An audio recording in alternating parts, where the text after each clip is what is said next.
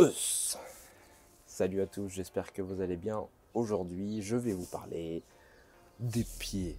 Ouais, je ne suis pas fétichiste, enfin pas encore, mais je vais vous parler de comment j'en suis arrivé à me déchausser, à me foutre pieds nus en permanence. Alors je vous vois venir en permanence à la maison, dans mon jardin, au possible quand il n'y a personne, hein. Parce que forcément, il faut rester civilisé en société pour ne pas être foutu dans des barreaux, bah, par malentendu, quoi.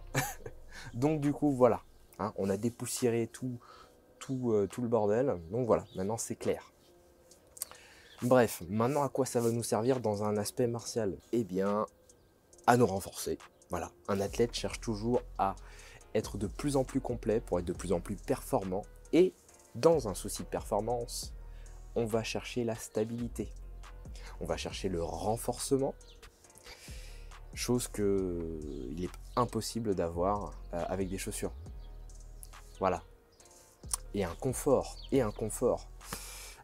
Aujourd'hui, si vous êtes pratiquant, vous le savez, dans les sports de combat, en grande majorité, c'est pieds nus.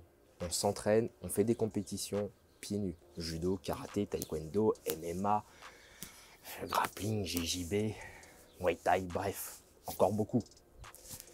Voilà, l'objectif, c'est d'avoir une meilleure stabilité globale, d'avoir un meilleur ressenti, d'être plus alerte et de se renforcer la voûte des pieds, le pied en général.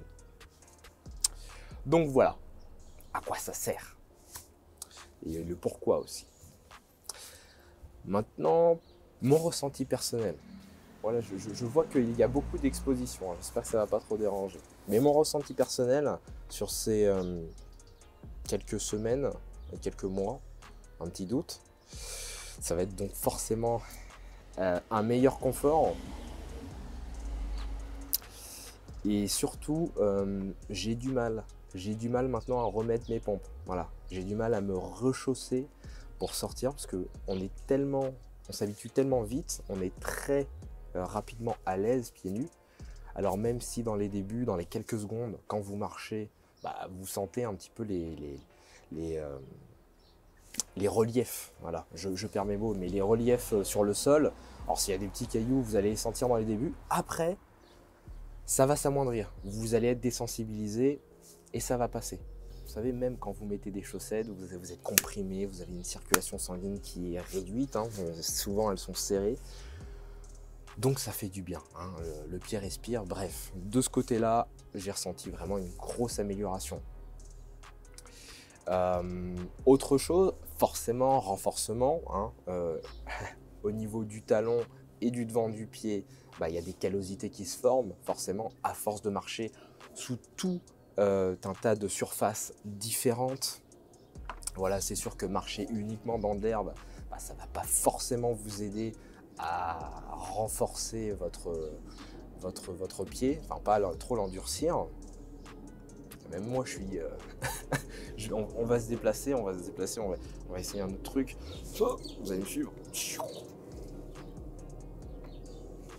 Voilà, on est déjà un peu mieux là. Qu'est-ce que vous en pensez? En live, on fait tout en live. Bref. Donc du coup, ça va dépendre du sol, hein, forcément, pour le renforcement. Mais bref, faites sur des surfaces alternées et même dans des... j'en perds mes mots, mais au niveau du temps qu'il fait, pardon. Il était long celui-là à sortir. Bref, du temps qu'il fait. Qu'est-ce que j'entends? Qu'il fasse beau, chaud, qu'il pleuve, qu'il fasse froid, qu'il neige. Bref, essayez tout.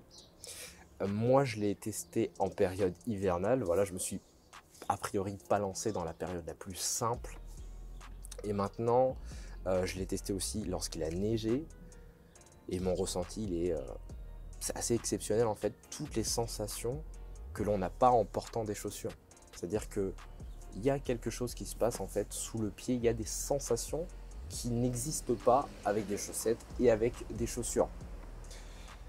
Il y a un très bon youtubeur, Léo Urban, sa chaîne, qui fait du parcours et qui prône justement le pied nu. Donc Léo, si tu captes ma vidéo, merci à toi et je suis d'accord avec ce que tu présentes. Donc voilà, super sensation. Troisième point important, restez alerte. Quand vous êtes en basket, quand vous êtes protégé, vous ne regardez pas où vous marchez. Vous pouvez avoir la tête en l'air, pieds nus, c'est beaucoup plus compliqué. Allez courir. Ok, marcher, ça peut aller. Marcher, vous pouvez, mais accélérez un tout petit peu. Si vous vous prenez un caillou ou autre chose, un bâton, au niveau de la voûte, vous savez, le petit creux là, sous le pied, je peux vous dire que vous allez douiller.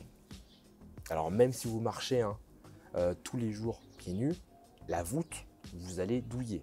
Il va falloir beaucoup de temps, à mon avis, il va me falloir beaucoup de temps pour renforcer un tant soit peu ma voûte. À mon avis, ça se calcule sur quelques années. J'allais dire beaucoup de mois, mais je vais mesurer, on va dire, quelques années.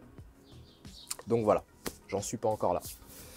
En tout cas, très bonnes expériences. C'est super ressenti. Je vais continuer, c'est sûr et certain. Et une fois sur le tatami, ça va servir, ça va apporter ses fruits. Meilleure stabilité, une meilleure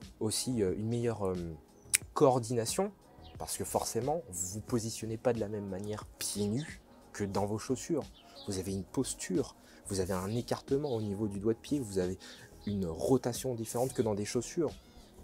Vous n'allez pas faire une rotation de la même manière en chaussures que pieds nus. Certain.